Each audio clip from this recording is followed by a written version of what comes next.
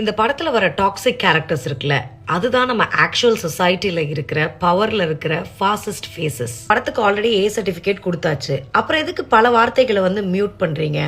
பிரச்சனையை தீர்க்கிறதுக்கான ஆயுதங்களை மக்களே அந்தந்த களங்களில் இருந்து உருவாக்கிக்கணும் அப்படிங்கிற ஒரிஜினல் டயலாக்ல இருந்து the central board of film certification என்ன ஃபிலிம் மேக்கர்ஸ் கிட்ட ஸ்ட்ரெஸ் பண்ணி ஆட் பண்ண சொல்லியிருக்காங்கன்னா, அந்த ஆயுதம் ஓட்டா கூட இருக்கலாம் அப்படின்னு சொல்லிட்டு. அதே நேரத்தில் தேசிய இன விடுதலை which means liberation of the masses அப்படிங்கிற ஃப்ரேஸையும் எடுக்க சொல்லியிருக்கிறாங்க. So basically CBFC real life political ஆர்கனைசேஷன்ஸையோ ரியல் லைஃப் பொலிட்டிக்கல் ரெஃபரன்சஸையோ யூஸ் பண்ணக்கூடாதுன்னு சொல்லியிருக்கிறாங்க. எத்தனையோ படங்களில் முஸ்லீம் ஹேட் ஸ்பீச்லாம் இருக்குது, அதெல்லாம் கத்தரிக்காத சிபிஎஃப்சி இந்த மாதிரி ரியல் லைஃப் பாலிடிக்ஸை பேசும்போது மட்டும் ஏன் பயப்படுறாங்க?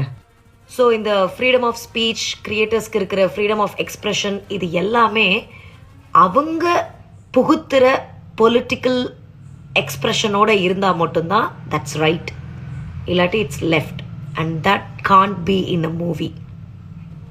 அப்புறம் எங்கே இருக்குது விடுதலை? அதுக்காக தான் விடுதலை படத்தை மீண்டும் மீண்டும் பார்க்கணும், நிறையா முறை பார்க்கணும், அரசியலை கற்றுக்கணும், இல்லை அந்த படத்தை பார்த்துட்டதுக்கு அப்புறமேட்டாவது ஆக்சுவல் பாலிட்டிக்ஸை புரிஞ்சுக்கணும்.